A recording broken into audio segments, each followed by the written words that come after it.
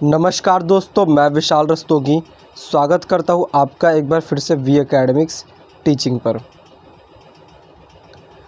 इस वीडियो में हम आज पढ़ने वाले जो मेरा डीएलएड और डीपीएससी है दिल्ली 2024-26 का, उसका एंट्रेंस एग्ज़ाम की प्रिपरेशन चल रही है। कंप्यूटर का मैंने ऑलरेडी करा दिया है।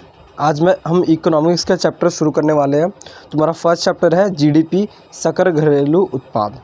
ठीक है, कंप्यूटर साइंस का मैंने ऑलरेडी करा दिया, पूरे 9 वीडियो है, तो आप उसके जाके वीडियो हमारे चैनल पे ज़रूर देखिएगा। इसकी लिंक आपको डिस्क्रिप्शन में मिल जाएगी।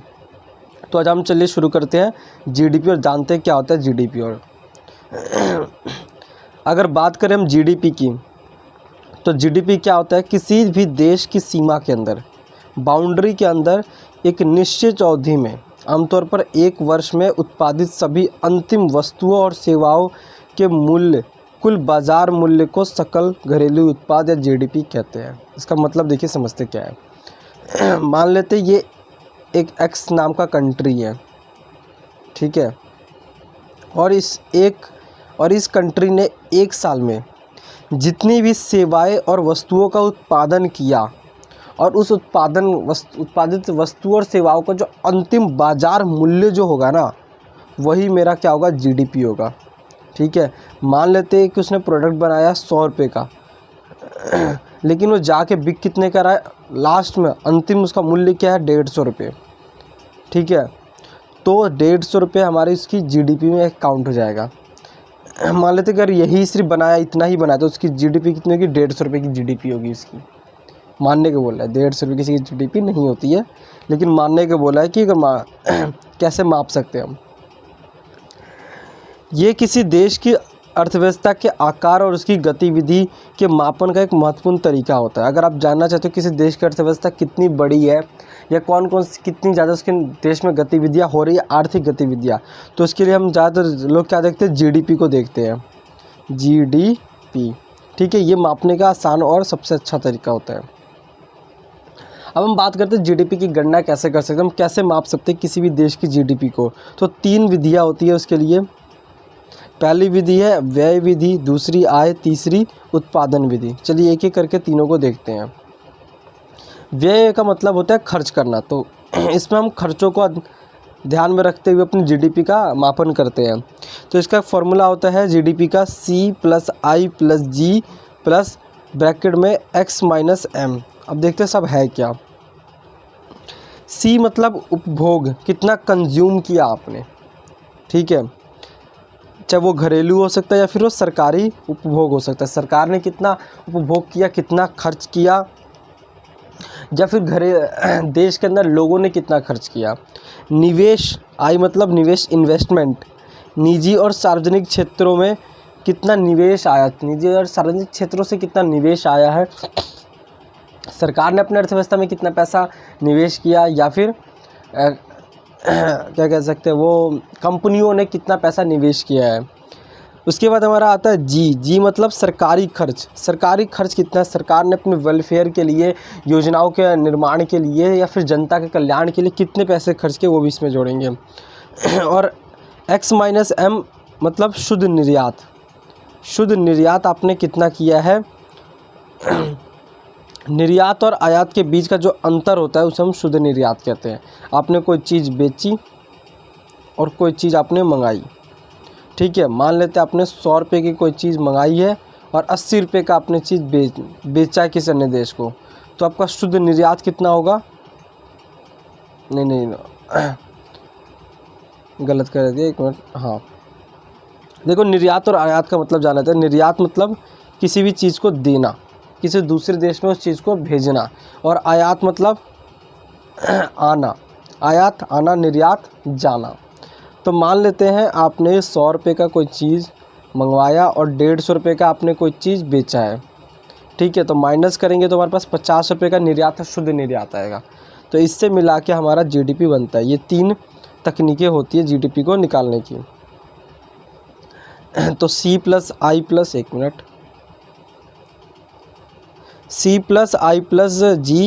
प्लस ब्रैकेट में X-M। आई होप आपको समझ आया हो। अब बढ़ते हैं अगले विधि पे। तो अगली विधि हमारी आय विधि है। आय मतलब होता है खर्च। आय मतलब नहीं, इनकम होती है, खर्च नहीं। व्यय मतलब खर्च होता है, आय मतलब इनकम, आपने कितना पैसा कमाया।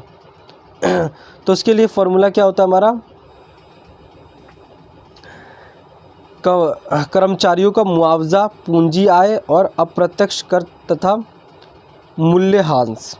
ठीक है, कर्मचारियों का मुआवजा मतलब मजदूरी, वेतन और लाभ का जो भी आपने पैसा खर्च किया है कर्मचारियों को देने के लिए, वो ऐड करेंगे। प्लस आय कितनी है, पूंजी आय, लाभ कितना है, किराया कितना है, ब्याज कितना है। कोई चीज़ मान लेते किराए पे लिया है किसी देश ने किसी चीज़ को, या लोन ले रखा है तो उसका भी ब्याज भर रहे हैं। लाभ कितना कमा रहे हैं किसी चीज़ को बेच के या फिर किसी दूसरे को व्यक्ति को उधार, किसी दूसरे देश को उधार दे के।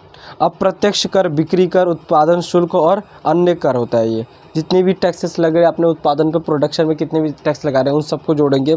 प्लस मूल्यह्रास, परिसंपत्तियों का मूल्य में कमी आ रहा है, कितना, मान लेते हैं आज के टाइम में कल के टाइम में कोई चीज़ 10 रुपये की थी, आज 20 रुपये की, आज 5 रुपये की हो गई है, तो कहीं ना कहीं 5 रुपये का मूल्य का ह्रास हुआ है। तो इन सबको जोड़ के हम जीडीपी निकालते हैं आय विधि के द्वारा। तीसरी विधि हमारी उत्पादन विधि। उत्पादन विधि में क्या होता है, कृषि, उद्योग और सेवाओं में कितना उत्पादन हुआ है हम उसको इसमें जोड़ते हैं।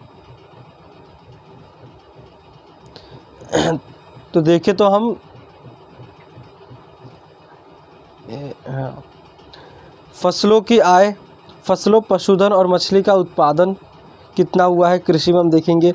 उद्योग में हम विनिर्माण, खनन और निर्माण कितना किया गया। सेवाओं में व्यापार, परिवहन, वित्त और अन्य सेवाएं, इन सब चीज़ों को हम क्या करते हैं, शामिल करते हैं और फिर हम जीडीपी निकालते हैं उत्पादन विधि के द्वारा।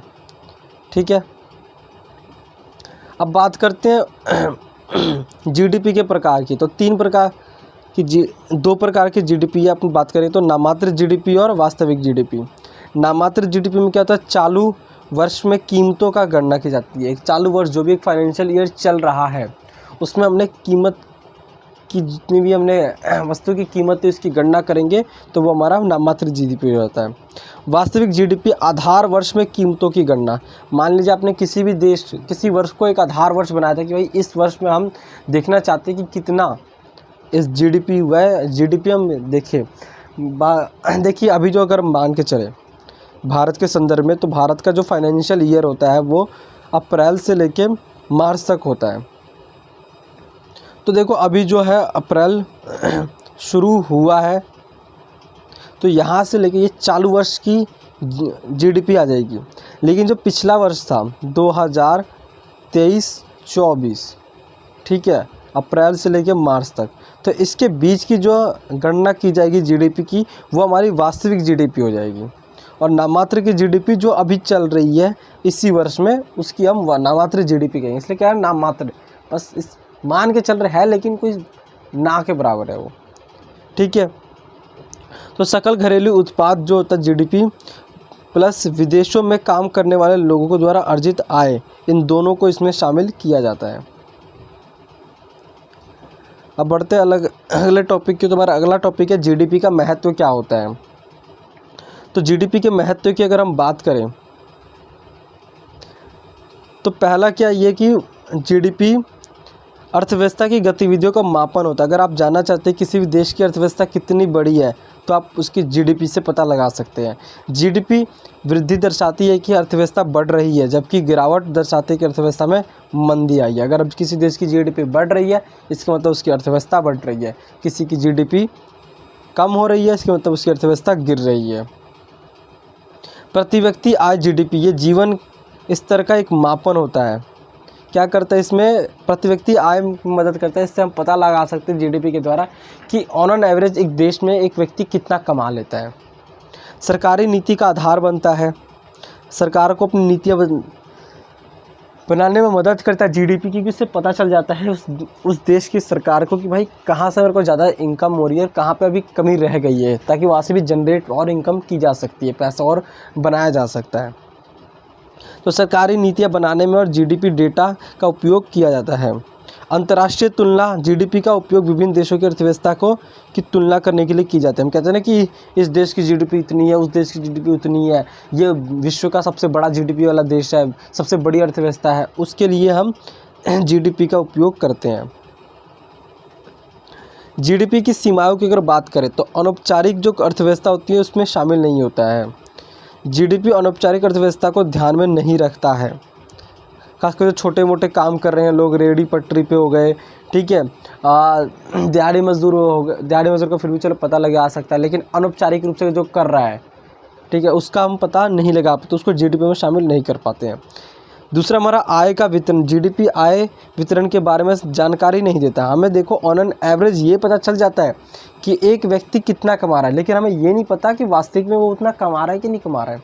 हम क्या करते हैं, कुल जीडीपी निकाला, उसको भाग कर दिया जनसंख्या से, और फिर हमने सो ऑन एन एवरेज पता कि भाई एक पता लगा लिया कि भाई इस देश में एक व्यक्ति ऑन एन एवरेज इतना कमा रहा है, लेकिन हमें वास्तविक में ये नहीं पता चलता कि वाकई में उतना कमा भी रहा है या नहीं कमा रहा है। कोई से ज़्यादा भी कमा सकता है लेकिन कम भी कमा सकता है, लेकिन हमें एग्जैक्ट फिगर नहीं मिलता कि कौन सा व्यक्ति कितना कमा रहा है। तीसरा, पर्यावरण को प्रभाव पड़ता है जीडीपी से द्वारा। जीडीपी पर्यावरण प्रभाव को ध्यान में नहीं रखता। जीडीपी क्या करता है, जब मापन करता है तो पर्यावरण को कितना नुकसान पहुंचाया गया अर्थ उस गतिविधि के द्वारा उस फाइनेंशियल ईयर में, उसको ये नहीं ध्यान में देता, जोड़ता नहीं है। अब यहाँ पे आपको देख रहे हैं कुछ जीडीपी, विश्व की 10 कंट्री की जीडीपी यहाँ पे दिखाई गई है। तो पहले के नंबर पे जो जीडीपी वाला देश आता है अपना, जाहिर सी बात है, यूनाइटेड स्टेट ऑफ अमेरिका, ठीक है। कौन से कॉन्टिनेंट में है, कौन से महाद्वीप में, अमेरिका में है, जिसकी कुल जीडीपी यूएसडी बिलियन में मापी जा रही है, ठीक है। बिलियन में जीडीपी है इसकी 27,974 यूएसडी बिलियन, ठीक है। दूसरे नंबर पर चाइना आता है जो एशिया महाद्वीप में है 18,566 बिलियन। तीसरे नंबर पर जर्मनी हमारा आता है 4,730 बिलियन डॉलर। चौथे नंबर पे जापान 7,291 बिलियन। पाँचवें नंबर पे इंडिया आता है 4,112 बिलियन, ठीक है। देखो जो फोर्थ नंबर पे था ना, आई फोर्थ नंबर पे आपको जापान दिख रहा होगा, थर्ड नंबर पे जर्मनी।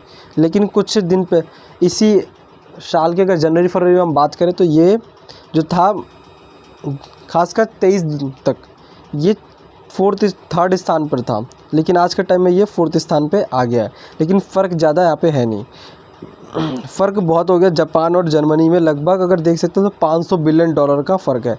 लेकिन अगर हम बात करें इंडिया और जापान के बीच तो लगभग हम कह सकते हैं कि 200 बिलियन डॉलर का फ़र्क है। तो हम जहाँ ऐसा अनुमान लगाया जा रहा है कि 2024 के एंड तक भारत जो होगा विश्व की चौथी सबसे बड़ी अर्थव्यवस्था बन जाएगा, उसके जीडीपी चौथे नंबर पे आ जाएगी। तो हम आ सकते हैं, इतना हमारे पास पोटेंशियल है।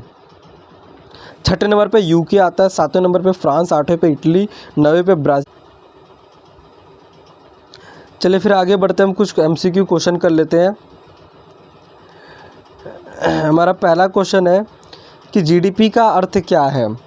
किसी देश की सीमा के अंदर, किसी देश की कुल जनसंख्या, किसी देश की कुल भूमि क्षेत्र, या किसी देश के एक वर्ष में उत्पादित वस्तु और सेवाओं का मूल्य, किसी देश की मुद्रा आपूर्ति।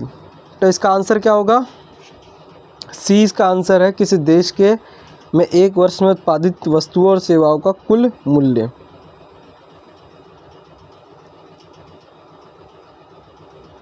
अगला क्वेश्चन है जीडीपी की गणना किस विधि से की जाती है, आय विधि, व्यय विधि, उत्पादन विधि या उपरोक्त सभी।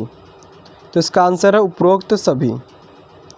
फोर्थ है जीडीपी को मापने के लिए किन कारकों पर विचार किया जाता है, घरेलू और विदेशी उत्पादन, सरकारी खर्च और निजी खर्च, निवेश और निर्यात या उपरोक्त सभी। तो इसका आंसर है उपरोक्त सभी।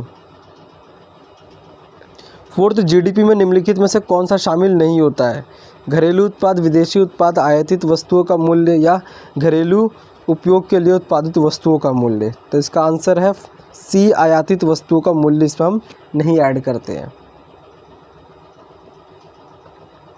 जीडीपी किसके लिए महत्वपूर्ण है, अर्थशास्त्रियों के लिए, नीति निर्माताओं के लिए, निवेशकों के लिए या उपरोक्त सभी। तो इसका आंसर है उपरोक्त सभी।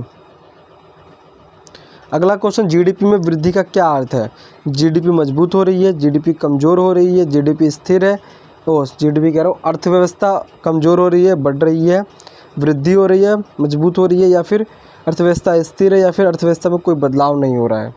तो इसका आंसर है जीडीपी मजबूत हो रही है। अगर जीडीपी अगर बढ़ रही है तो अर्थव्यवस्था मजबूत हो रही है। अगला क्वेश्चन, जीडीपी में गिरावट का क्या अर्थ है? जीडीपी अर्थव्यवस्था कमज़ोर हो रही है, अर्थव्यवस्था मजबूत हो रही है, अर्थव्यवस्था स्थिर है, या अर्थव्यवस्था में कोई बदलाव नहीं हो रहा है। तो इसका आंसर है बी, अर्थव्यवस्था कमज़ोर हो रही है। जीडीपी को मापने की कुछ सीमाएं क्या हो सकती है? यह अनौपचारिक अर्थव्यवस्था को शामिल नहीं करता, यह पर्यावरण क्षरण को ध्यान में नहीं रखता, यह आय वितरण को नहीं मापता, या उपरोक्त सभी। तो इसका आंसर है उपरोक्त सभी। जीडीपी के अलावा अर्थव्यवस्था को मापने के लिए किन अन्य संकेतों का उपयोग किया जाता है? बेरोजगारी दर, मुद्रास्फीति दर, प्रति व्यक्ति आय, या उपरोक्त सभी। तो इसका आंसर है उपरोक्त सभी। तो ये कुछ हमारे एमसीक्यू क्वेश्चन के साथ साथ जो हमारा जीडीपी वाला जो टॉपिक था ये हमारा कंप्लीट होता है। अगर आपने कंप्यूटर की वीडियो नहीं देखी है तो हमारे चैनल पे जाकर ज़रूर देखिएगा। पूरे कंप्यूटर का मैंने सिलेबस कंप्लीट करा दिया है, तो आप उसको जाके देखिएगा। और अगर आपको ये वीडियो अच्छी लगी तो इसको लाइक कीजिएगा और शेयर कीजिएगा। और अगर आप हमारे चैनल पर नए आए हैं तो हमारे चैनल, मैं मिलूँगा आपसे अगले वीडियो में। तब तक के लिए जय हिंद, जय भारत।